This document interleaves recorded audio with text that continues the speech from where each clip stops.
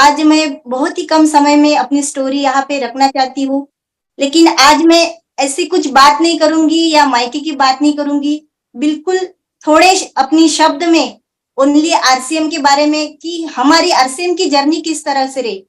तो इस बारे में मैं रूबरू आपसे बात करना चाहती हूँ और मैं चाहती हूँ आप सभी मेरा इस कहानी में सहयोग दें। तो शुरुआत करती हूँ। नाम सपना गणेश फाले, अमरावती सिटी से हूँ, चांदूर बाजार, कुरड़पुरना हमारा छोटा-सा एक गाँव है, वहाँ की मैं बहू हूँ। और उस गाँव में से हम बाहर निकले हैं। एक छोटे से गाँव में से बहुत सी ऐसी मेरी जैसी महिलाएँ हैं, उस गाँव में से बाहर निकली है। कुछ बनना चाहती थी, कुछ करना चाहती थी। मैंने भी एक ठान लिया था, मुझे भी कुछ करना है। लेकिन उस तरह से नहीं हो पा रहा था, गाँव से बाहर निकलना नहीं हो रहा था, छोटे बच्चे थे। शादी भी बहुत जल्द हो गई थी मेरी, 22 साल में मेरी शादी हो गई थी। लेकिन मैं मेरे मायके की स्टोरी अभी नहीं बताऊँगी क्योंकि वक़्त हमारे पास कम है। सिर्फ़ आरसीएम की जर्नी बताना चाहती हूँ आपके किस तरह से हम आरसीएम में सक्सेस हुए। तो हम जब गाँव से बाहर निकले, सर गणेश फाले सर माय लाइफ पार्टनर है वो। मैं दिल से उन्हें धन्यवाद चाहती हूँ कि उन्होंने इस सिस्टम में मुझे लाया और इस आरसीएम जैसे मुकाम में इतनी बड़ी पहचान बनाई। तो मैं अपने हस्बैंड को भी धन्यवाद चाहती हूँ क्योंकि वो हर वक़्त मेरे आगे पीछे रहते थे कि सपना तू कर सकती है। तो ऐसे साथी मिलना मैं अपना भाग्य मानती हूँ। तो हम जब भी हम गाँव से बाहर निकले, गाँव से हम नहीं कर पाते थे उस बिज़नेस को। जब हम गाँव से बाहर निकले, चांदूर बाजार सिटी में हम किराए से रहने लगे थे, तो मैं सोचती थी सर ऑटो चलाते थे। ड्राइवर लाइन में थे सर, ऑटो चलाते थे और ऑटो चलाने में हमारा गुज़ारा नहीं हो पाता था, लेकिन मेरे सपने बहुत बड़े थे। मुझे ऐसा लगता था कि ऑटो चलाकर हम हमारे सपने पूरे नहीं कर सकते थे। मुझे ऐसा लग रहा था अगर सर ऑटो चलाते हैं, क्या ऑटो चलाने से हमारे सपने पूरे होंगे? जी नहीं, बिल्कुल नहीं होते थे। तो मैंने उनको एक हाथ बढ़ाना शुरू कर दिया कि मुझे भी कुछ करना है, क्योंकि मैं शुरुआत से ही सोचती थी कि मुझे कुछ करना है, सपना अपनी पहचान मुझे बनानी है। तो मैंने एक छोटा-सा स्टेशनरी का शॉप लगाया था, वो भी किराए का था और बैंक का लोन निकाला था मैंने। बैंक का लोन निकाल कर मैंने एक छोटी-सी शॉप लगाई थी और वो छोटी-सी शॉप में कुछ स्टेशनरी का सामान लाती थी, छोटा-मोटा वो रखती थी और मेरा छोटा दूसरा बेबी था, वो दूसरे बेबी को मैं साथ में ले जाकर गाड़ी पे उसे साथ में ले जाकर मैं वो शॉप चलाती थी। तो मुझे ऐसा लगता था यार सपना अपना घर का काम कर यहाँ पे शॉप पर जाना, बहुत दिक्कतें आती थी, फिर भी लोग कहते थे इतने छोटे से बच्चे को गाड़ी पे लेकर ये शॉप चला रही है, इस लड़की में कुछ तो भी है, ऐसा बोलते थे। मुझे भी ऐसा लगता था लेकिन ऐसा लगता था कि यार स्टेशनरी का काम करके क्या हमारे सपने पूरे हो सकते थे? नहीं हो सकते थे। रोज ऐसा लगता था शटर उगड़ना, अप डाउन ऐसे जिंदगी चल रही थी मेरी और किराए का दुकान भी ले लिया था मैंने, उसमें हमारा किराया भी नहीं निकल रहा था, बैंक का लोन भी था, बहुत ऐसा टेंशन मेरे दिमाग पे था कि कैसे करें। तो बीच में क्या हो गया था, वो सड़क का कुछ रोड का काम चल रहा था हमारे बीच में, तो मेरा दुकान का काम थोड़ा स्टॉप हो गया था। क्योंकि वो सरकारी काम चालू था तो मेरी दुकान में कस्टमर आना जाना बंद हो गए थे। उसमें आने के लिए वहां पे ठीक से नहीं आ पाते थे, तो मैं बड़ी परेशान होती थी कि यार हम किराया कैसे निकालेंगे, कुछ ऐसा सोचती थी।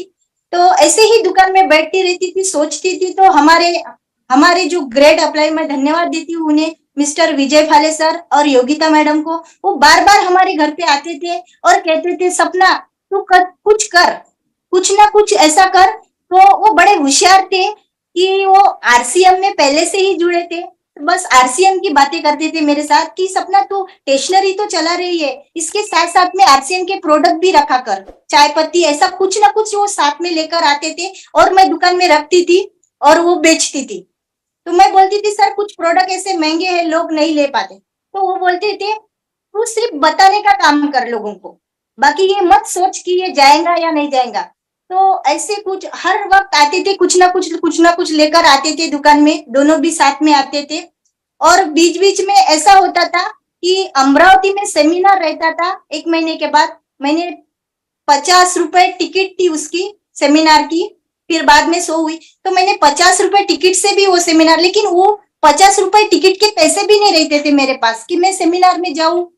यहाँ से बस से जाना पड़ता था, वो उसके लिए भी टिकट नहीं रहती थी, वहां पे टिकट निकालना पड़ता, उसके लिए भी पैसे नहीं रहते थे मेरे पास। तो विजय सर बोलते थे कि सपना तू आ, टेंशन मत ले, वहां की टिकट हम देख लेंगे, तू सिर्फ वहां पे आ। दोनों भी बार बार मुझे फोन करके सेमिनार में बुलाते। तो मैं कहती हूँ सेमिनार का इतना बड़ा असर हुआ।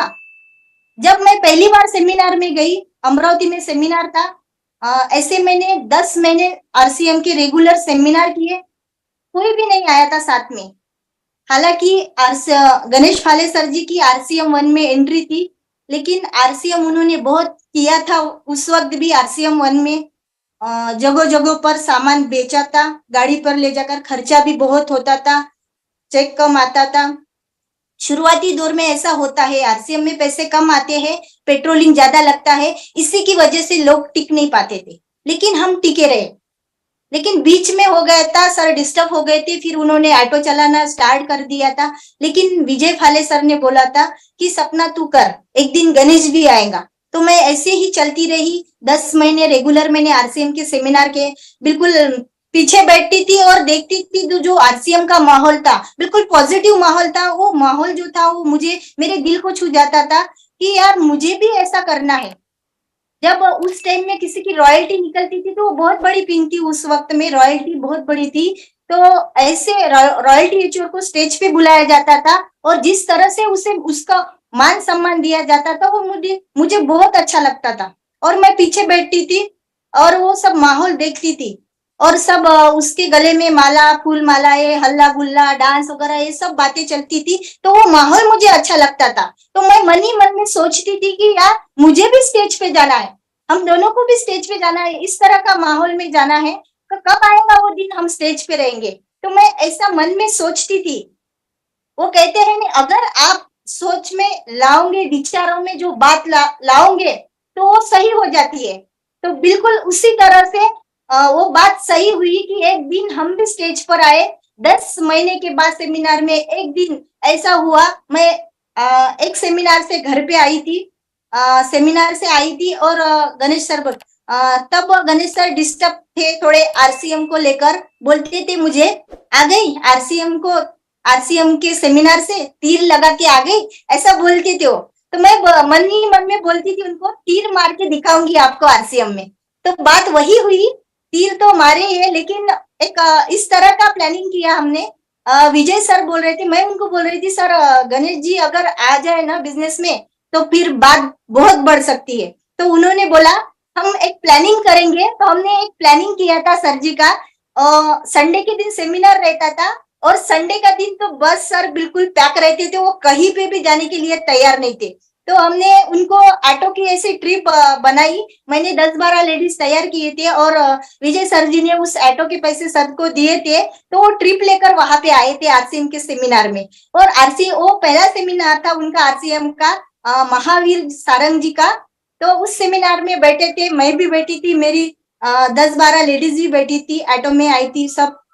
तो मुझे नहीं पता वो कौन सी बात थी महावीर सर जी की जो उनके दिल को छू गई। उस दिन से सर को लगा यार ऑटो तो छोड़ना नहीं है, ऑटो चलाना है, लेकिन हमारे काम को चलाकर हम इस बिजनेस को कर सकते हैं। तो ये बात वो भी पता नहीं थी कि कौन सी बात उनके दिल को छू गई। उस दिन से सर स्टार्ट हो गए। और वो कहते हैं ना, जो कपल है साथ में, कपल है तो सफल है। तो ठीक उसी तरह हुआ। जब से सर आए, मैं तो बिजनेस कर रही थी, अकेली कर रही थी, अकेले से बिजनेस नहीं चलता। जब परिवार साथ में आ जाता है तो दुनिया की कोई भी ताकत हमें रोक नहीं सकती। तो जब सर साथ में आए तो उन्होंने बिल्कुल बिजनेस को चार चांद लगा दिए थे, गणेश सर ने। और उस दिन से फिर हमारी जर्नी नहीं रुकी आरसीएम में। तो प्लीज शीतल मैडम, टाइम अगर हो जाए तो मुझे बता देना, क्योंकि वक्त हमारे पास बहुत कम है। नहीं, आपको लेट टाइम मिला तो आप 5-7 मिनट तो ले ही सकती है, बात कर सकते हैं। Thank you ma'am. तो वहां से हमारी इतनी जर्नी चालू हुई कि हम उस दिन से आरसीएम में रुके नहीं।